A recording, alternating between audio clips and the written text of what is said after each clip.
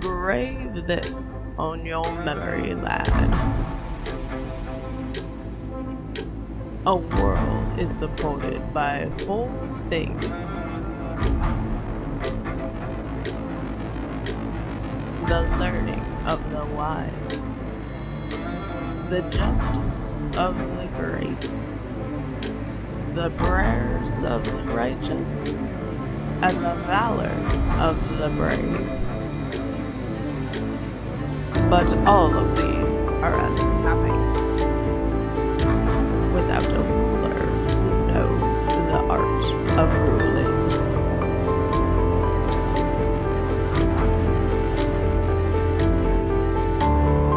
Make that the science of your tradition.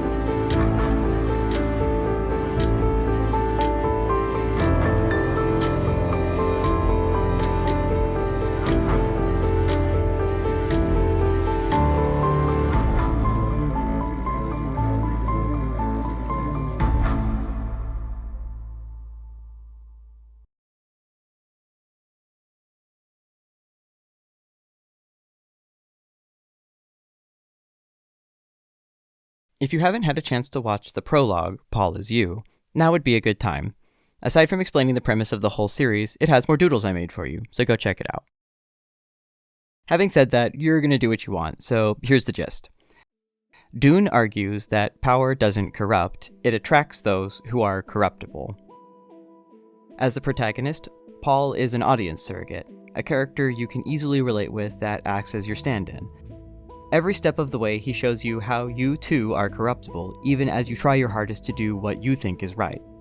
If you remain ignorant of your biases and blind to your influences, it could easily happen to you as well. Which brings us back to the art of ruling. As Paul considers the Reverend Mother's words, he makes 2 associations. Gurney Halleck, the troubadour warrior, stands out to him as valorous. Likewise, when Leto refers to Duncan the Moral, he easily agrees with the swordsman's virtue. This sets the precedent that each of these supports is meant to be a specific person, a role model for Paul, though the others are never directly named. With a limited cast at this early stage, there could be some speculation though. I personally think that Lady Jessica could be the wise. She is not only Paul's mother, but a renowned Bene Gesserit, the one to teach Paul how to maintain control of himself and of others. In many ways, her perceptiveness and cunning are at the heart of Paul's understanding of the world and of himself. As for the Great, there could be some debate, but I believe this would be Thufir Hawat. Thufir has served House Atreides for 3 generations and remains a paragon of his training despite being well over 100 years old. You might also argue that Stilgar, the Naib of Sietch Tabr, might be the Great, but while I agree that Paul would probably be inclined to think that highly of him, by the time they meet, Paul hasn't really contemplated on this subject further, and he never really does again. If anything, I think Stilgar might be more of an analog for another role recently vacated around the time that they meet in the desert. On that note, I think it's pretty clear who Paul sees as a ruler who knows the art of ruling. Despite his absence from the early chapters of Dune, Leto Atreides is regularly invoked in other characters' dialogue and the narration. We can paint a pretty clear picture of him in our minds early on. Paul clearly looks up to him, as do all of his counselors. By inference and only a few mentions of him by name, we quickly learn that he's from old nobility and popular among his noble peers of the Landsraad. This affords him significant political sway, enough to justify employing Thufir Hawat, the legendary Mentat, to defend him as Master of Assassins. Why would an honorable duke have need of a Master of Assassins? Enter the Baron Vladimir Harkonnen, mortal enemy of House Atreides, and his twisted Mentat, Piter de Vries. Grandiose and overtly sadistic, they revel in the plans within plans they've set in motion to settle Leto's declaration of Conley, a bitter blood feud many generations in the making. We'll talk plenty more about House Harkonnen in another video, but suffice to say it's abundantly clear that they are not to be trusted. In the next chapter, we return to our protagonist.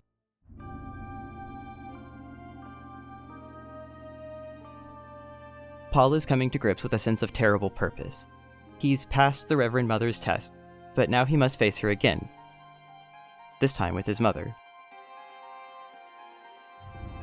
The Reverend Mother begins explaining the nature of political power in the Imperium, and we begin to realize how vast the powers being converged against House Atreides are. An air of grim inevitability starts to descend. Ominously, she predicts great hardship for Paul, also hope. But for the father, nothing.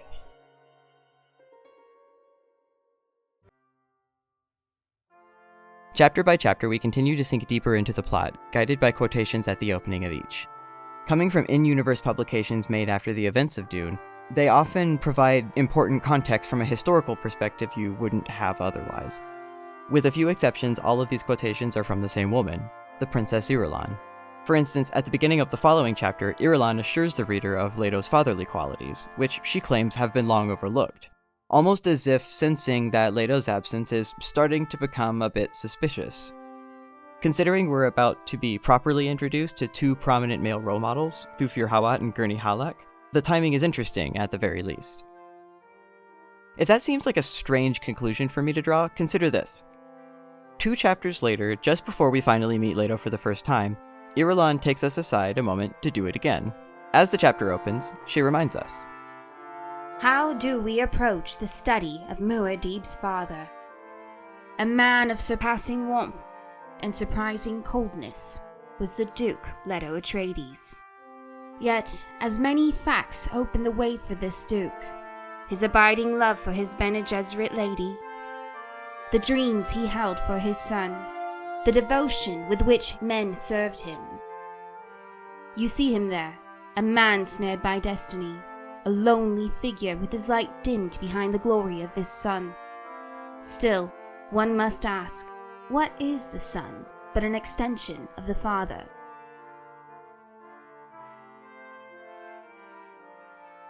At this point, we need to pull back the curtain. Who's meant to be compiling these quotes? The narrator or the author? What's motivating them to include this particular quote right now? Can I take it at face value? Leto may as well have been the protagonist of the book at this point, but we don't actually meet the man for more than 50 pages. Any opinions we've formed about him so far have been heavily skewed by the adoration of his family, or the loyalty of his subjects, or even the treachery of his enemies. All of which is capped off by an explicit reminder of his most honorable traits from a future character who presumably knew him in some capacity. This is intentional. You are being manipulated. Now, am I really saying that this completely normal narrative device, using one or more characters to form an impression of another, is suspicious? Yes, that's exactly what I'm saying. Princess Irulan, a character only known in this book by her disconnected quotes, is actually a perfect example of why Dune is saying you absolutely should not trust unverified, indirect accounts. There are a few reasons, but one in particular stands out among the rest. Princess Irulan is Leto's future daughter-in-law. That on its own precludes her from giving an unbiased account, but beyond that, Irulan wouldn't even meet Paul until a few years after Leto's part is well and truly ended. Anything that she would have to say about him is, at the very least, a second or third-hand account of a man she's never even so much as shared a planet with during her life. The fact that this information is also concealed from you is definitely worth noting. But I'm getting ahead of myself. We've actually paused right on the precipice of meeting Duke Leto properly for ourselves. Once you've finally gotten a chance to form your own impression, you can surely come to a solid conclusion on your own, free of manipulation.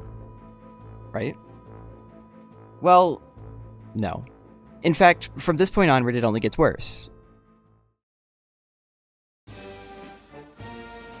When Leto enters a room, his presence is tangible. He exudes a casual air of power, lending his confidence effortlessly to those he addresses as if it were their own. He is a man who not only knows what to say to achieve the greatest effect, but also how and when to say it. For example, when Paul admits to his anxiety about their imminent move to Arrakis, Leto forces himself to admit that it will be dangerous. He reminds himself that Paul isn't a soldier to be rallied and offers his capital S son a brief, candid confession instead. Yes, Arrakis will be dangerous, but just as quickly he undercuts it with talk of the abundant opportunities that await them. There is the spice, of course, but he also suspects that the native Fremen are yet another. We learn that he plans to exploit the Fremen as a military force, but he softens the blow by complimenting their honor in the same breath, comparing them favorably to his finest swordsmen. I sense a mission headed by Duncan Idaho. A proud and ruthless man, Duncan, but fond of the truth. I think the Fremen will admire him. If we're lucky, they may judge us by him. Duncan, the moral. Sidestepping the implication that Leto might not seem moral if he were judged directly, this might seem familiar. He's practically giving away the game. Just as the Fremen will be sent Duncan Idaho, an honorable swordmaster handpicked to appeal to them culturally, so too were we sent Paul, a mild-mannered young man with a mysterious air of destiny. Not just someone we're likely to relate to, but, most crucially, someone we're likely to agree with. In a very real sense, we're only fond of Leto at this point because Paul, our audience surrogate, is fond of him. This is intentional. You are being manipulated. When we think of propaganda, it tends to come in the form of smear campaigns and grandstanding. Politicians shouting loudly in favor of themselves or in condemnation of their opponents. While that does definitely count, and much of what Leto engages in would fall under this category, it's not the only form that it can take. So far, all of these tactics are pretty standard fare, but still pretty subtle if you don't know what to look for. It's fairly understandable if you didn't catch on right away, or at all. Unfortunately, the most dangerous tactics of propaganda are also the subtlest, and so far, we've yet to cover the most insidious. Allow me to explain.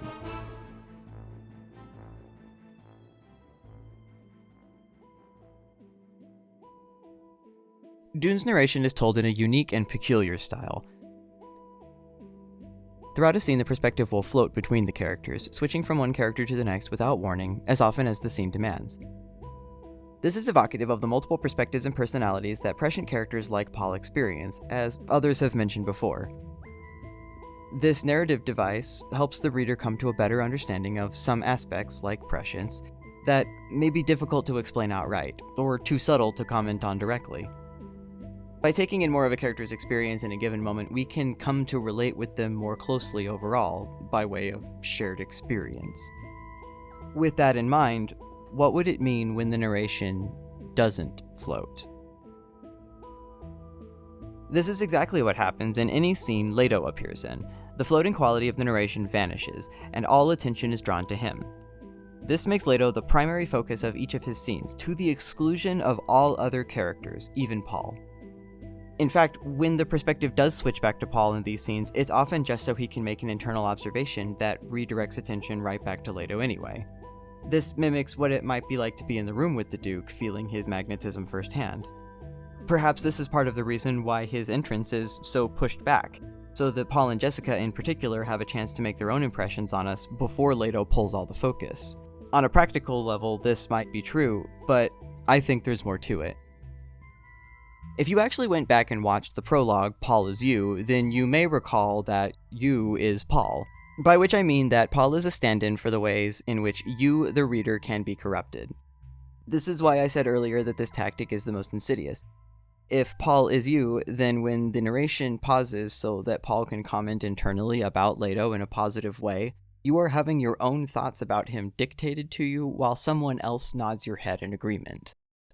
Again, this is intentional. You are being manipulated by the narration itself, which is even going so far as to gaslight you into thinking the best of Duke Leto Atreides. By all accounts provided thus far, Leto is a good man and an even-handed ruler who values loyalty and rewards it in kind. If his family loves him, so much the better to prime us for Leto's actual introduction, with our benefit of the doubt ready to stifle any little doubts that might arise. So, what am I saying here? What's the point of picking apart one of the more sympathetic tragic heroes of this story? Am I really just here to kick dirt on a beloved character from a timeless classic? Okay, so, yeah, maybe a little, but not for nothing. In order to assess Leto's character properly, we needed to start by clearing the air of all obfuscation while drawing attention to why that's necessary. Being able to identify propaganda is crucial, but it doesn't make you immune to it. Instead, it reinforces the need to critically question anyone's claims, especially the ones in power, even if they're your father. Having done that, we can get a clearer image of Leto in his entirety, virtues and flaws, and try to come to an understanding of one of Paul's greatest influences, from Paul's perspective. There is probably no more terrible an instant of enlightenment than the one in which you discover your father is a man with human flesh. To some extent, it's only natural to choose your own ruler when searching for such a role model, doubly so when said ruler is your own father. We spent a lot of time already talking in depth about Leto's projected image of himself. If we think of that as what he values most about himself, we already have insight into his priorities where the art of ruling is concerned. Loyalty, charisma, and strength. In a word, bravura. We've also established that Leto's highest level advisors each personify, as best we can tell, the four supports that Reverend Mother Gaius Helen Mohayim enumerates, at least as far as Paul can attest. But what of Leto's actual philosophy and methods? We have several examples of the Duke interacting with his subjects, and he often glides through each interaction with the effortless ease of a man who is simply fit to be in his position. This is most evident when he's delivering a wry but relatable joke before moving on to more serious matters, or in his calm demeanor while decisively moving from one bit of statecraft to the next. Leto is well aware of his effect on those around him, and he takes this responsibility just as seriously as any other that his station requires of him. In his own words, "Command must always look confident. All that faith riding on your shoulders while you sit in a critical seat and never show it." Leto's understanding is that, as a ruler, he is a figurehead for his people. He presents confidence to his subjects, and his subjects reflect that confidence back to him in turn. A cycle that inspires loyalty through the understanding that those who are great and good go on to do great and good things. He perhaps learned this method of political performance from his own father, who was definitely no stranger to spectacle. Referred to only as the Old Duke, Leto's father is best remembered as a fearless matador. Hopelessly outmatched in strength, a bullfighter must outwit his quarry, feinting into another feint and then another feint again. With incredible patience and calm, he whittles the lumbering beast down to exhaustion, cleverly redirecting its rage and deflecting its enormous power with a flourish.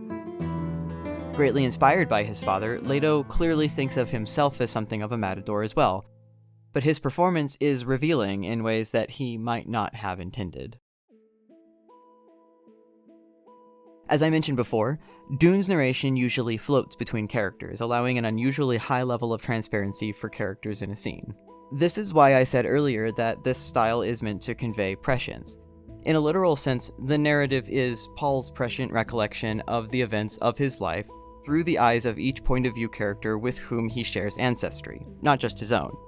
This is why we can hear the Reverend Mother and Jessica discuss Paul when he's out of the room, or private conversations that Baron Harkonnen has with Piter and others. More importantly for our purposes here, this gives us access to Leto's inner thoughts, allowing us to call attention to when they don't completely align with his actions.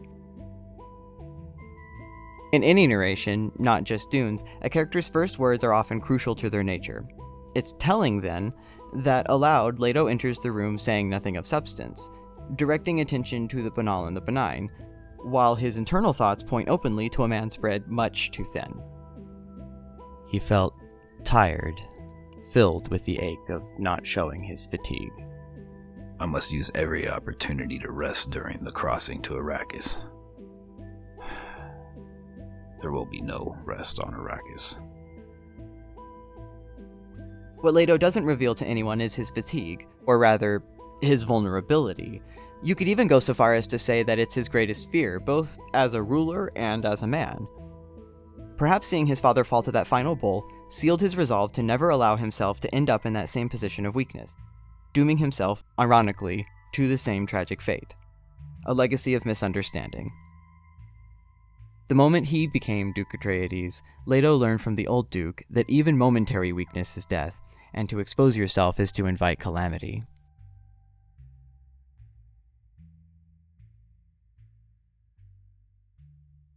The Duke is really two men. One of them I love very much. He's charming, witty, considerate, tender, everything a woman could desire. But the other man is cold, callous, demanding, selfish, as harsh and cruel as a winter wind. That's the man shaped by the father. Perhaps he thought of his father when he received the report of an intercepted Harkonnen message implicating Lady Jessica as their spy. With the benefit of the narrator's prescience, we know that Leto takes this for the obvious lie that it is, but he chooses to act otherwise to tease it out of the real double agent, sealing his fate. By cutting himself off from the one person to whom he allows himself any vulnerability, Leto plays directly into the Baron's hand, isolating himself and removing his most intimate and essential defenses. As I said previously, Leto presents, or rather, projects, confidence to his subjects so that they will project it back onto him. But even that isn't the full story. Leto projects in the first place because he lacks the self-awareness necessary to recognize who he truly is as a person. He lacks that self-awareness because that would require him to confront and embrace his fears and weaknesses, accepting them as essential parts of himself, which he is simply unwilling to do. When Leto projects himself to others, he is also literally telling himself who he is as well, based on his own understanding of the kind of person he's supposed to be. Under this assumption, Leto is forced to further assume that if he needs to tell himself who he is, everyone else must need to be told as well. Thus he projects an air of bravura, not because he's confident, but because he assumes that only by convincing others will that become true. The people must learn how well I govern them. How would they know if I didn't tell them? How, indeed. The moment he first becomes Duke Atreides, Paul learns from Leto that your principles will get you killed by those who have none. Or else they'll wear you down until you buckle under their weight, leaving you hollow and alone, like the final remains of Leto Atreides. A skull enshrined within a simple altar in the desert mountainside, with nothing but an incomplete mythology for company. To Paul, the 15-year-old who is not yet prescient, and has just lost his father, this is the only reward for a ruler who knows the art of ruling. Thus the legacy of misunderstanding continues. For Paul the boy, this would be the end of Leto's story for years, and would no doubt contribute heavily to his decisions, many of which we know to have horrific consequences. Fortunately for us, Leto can also be redeemed through Paul. Not the boy, but the narrator, who is prescient. Upon his capture, Leto is taken to Baron Harkonnen, heavily drugged. His uniform is in tatters, the golden hawk that once gleamed so proudly ripped away, left in ruin like House Atreides itself. This is a powerful representation of pride and where it will lead, just as the Baron had predicted. Likewise, the decision to strip even his uniform away in the Denis Villeneuve adaptation was incredibly striking and in some ways more fitting. In fact, it fits so well I personally had forgotten that Leto wasn't naked in the novel's depiction until I reread it. Even now, it's the way my mind reflexively recalls that scene because it so perfectly captures both the inner and the outer conflict. I have to imagine this decision was made not just for dramatic effect, but also to emphasize Leto's utter humiliation and helplessness as his mortal enemy eclipses him. As the fading effects of the drug slowly release their hold on his faculties, Leto's greatest fear materializes into grim reality all around him. He is at the final precipice of his character arc now, forced into the realization that his lack of self-awareness has allowed his mortal enemy to play him for a fool. From reports to the Baron, he knows that Paul and Jessica may still be alive, or at least that the Baron's men can't confirm they're dead. This fills him with resolve. Armed only with a false tooth filled with a deadly poison implanted by Dr. Yue, the same man who betrayed him, Leto is utterly vulnerable in the face of certain death, but he knows what must be done.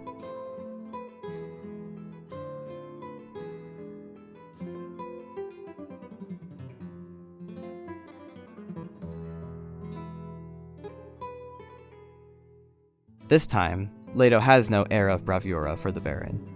His fleeing thoughts turn instead to Paul, his little boy, flying a kite in more peaceful times together on their homeworld, the garden planet of Caladan. He no longer needs to tell himself who he is. Now he's certain.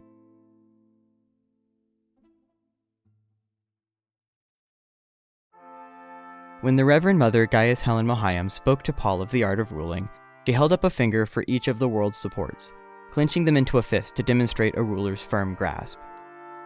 Until this moment, this had been Leto's understanding as well, but now, suddenly, he understands differently. If you don't know yourself, anyone can lead you by the horns in whatever direction they like. With nothing left but his weak and unresponsive body, unshielded and unshorn, he chooses at last to make them his strength. For the first and only time in his life, Leto embraces his vulnerability. No longer ashamed, when Leto confronts himself, he isn't broken down, but rather empowered by it. As Leto gasps his final breath, he draws the Baron in to gloat over his prey, stretched out before him. In the moment of his final defeat, however, Leto demonstrates a greater understanding of the art of ruling, by making his strength the relaxing of a fist, or rather, the release of a breath. Leto's culmination as a person comes at the end of his life, literally down to his very last breath, a poignant reminder that it's never too late to embrace your complete self. In the end, Leto finally comes to understand that he can never hope to rule others if he can't first rule over himself. Much like the old Duke, he must be the kind of man that faces a challenge with a cool head and a sharp wit, aware that confidence is essential yet fragile unless supported from within by a keen understanding and, most crucially, acceptance of all that he is. This comes too late for Paul, but not for you. You who are corruptible. Corruptible by those who would use your nature to their advantage. Corruptible by those who have nothing but good intentions. And especially corruptible by failing to understand the art of ruling yourself.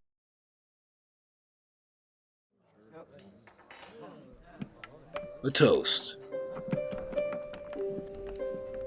To all who have died bringing us to this station.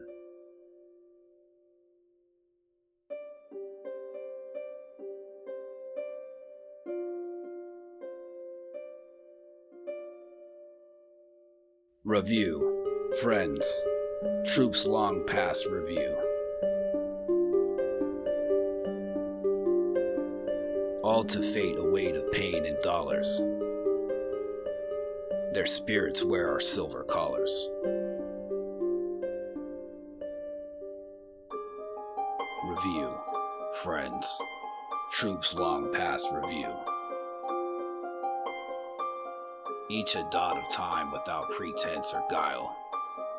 With them passes the lure of fortune. Review. Friends. Troops long past review. When our time ends on its rictus smile,